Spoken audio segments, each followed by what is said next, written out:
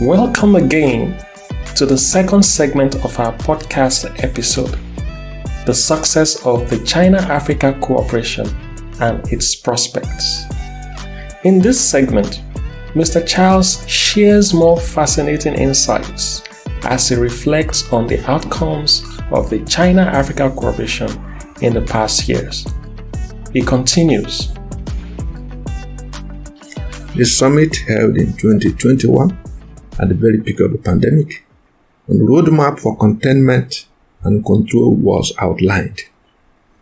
The Chinese side promised then that if at any point China found solution, especially vaccines, for the containment of the pandemic, it will quickly declare it an international public good, and Africa will be in the front line to benefit from it.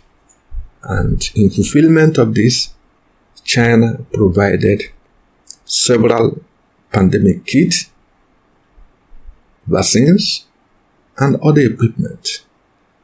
Africa benefited considerably. Not only that, it went ahead to establish industries for local production of vaccines in some African countries.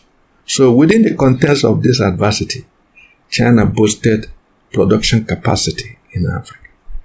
So, and of course, within the framework, the 8th Ministerial Conference of China-African Cooperation was held in Dakar, Senegal, in 2021, at which the Chinese side also made commitment to support Africa in post-pandemic recovery. And in that light, over 9 programs of cooperation was outlined. It was also at the peak of that moment that China-Africa declared itself the pivot of building the community of shared future for mankind.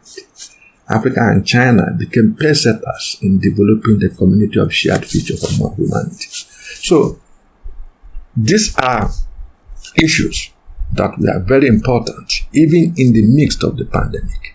So even in the face of the pandemic, China-African cooperation never slowed down. Rather, it became a formidable framework for addressing the challenges of the pandemic. And soon after the pandemic was over, cooperation returned to normal. We saw trade boosted. We saw engagement all around. We saw traditional visit by top leaders of the two sides. And we saw opening non-governmental African businesses return, Chinese businesses return. And let me not miss this point. At the peak of the pandemic, when some African friends were deserting the continent and moving out in droves, Chinese workers, Chinese diplomats stayed put in their stations in show of support to Africa. And it is China control measure was such an important one. There is no index case of pandemic infection that was recorded from China to Africa. That is the extent to which their pandemic control and containment was very, very important. And like I said, when the pandemic was over, China-Africa returned to the full blooming. And in the past 1 year, has witnessed a lot of important engagements.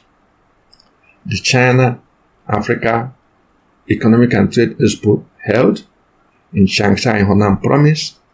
African goods, African agricultural products made their debut to Chinese market, warmly welcomed by the Chinese side. From the commitment of the Chinese side to establish a green lane at which African product will be more rapidly processed for entry into China, China lived up to her expectation. A number of African agricultural products are currently enjoying the rev in China. And recently, we see China removing tariffs, providing non-tariff entry to about 6 more countries, bringing it to a total of 26, having already removed tariff for 21 countries in the past. And this will be incremental. These are all designed to create leeway for African products to enter China. China also has held the Shanghai International Import Expo, a very important mechanism for exposing the world to Chinese opportunities, to the opportunities of Chinese market. African countries have consistently been invited to engage this process.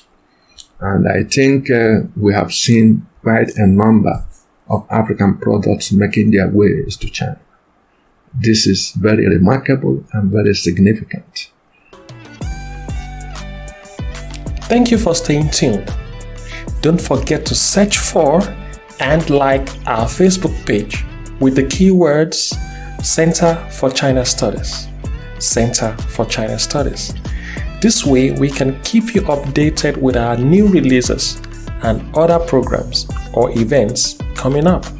For recap purposes, in this segment, Mr. Charles has spoken about the highlights on China's commitments, the fulfillment, and how it has led to a boost in production capacities in Africa.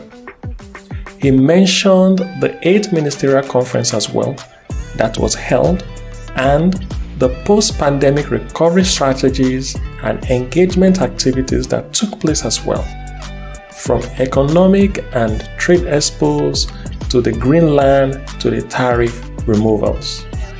In summary, Mr. Charles provided a comprehensive overview of the cooperation's response to the pandemic, their commitment to global health, economic recovery, and ongoing initiatives to strengthen China-Africa ties.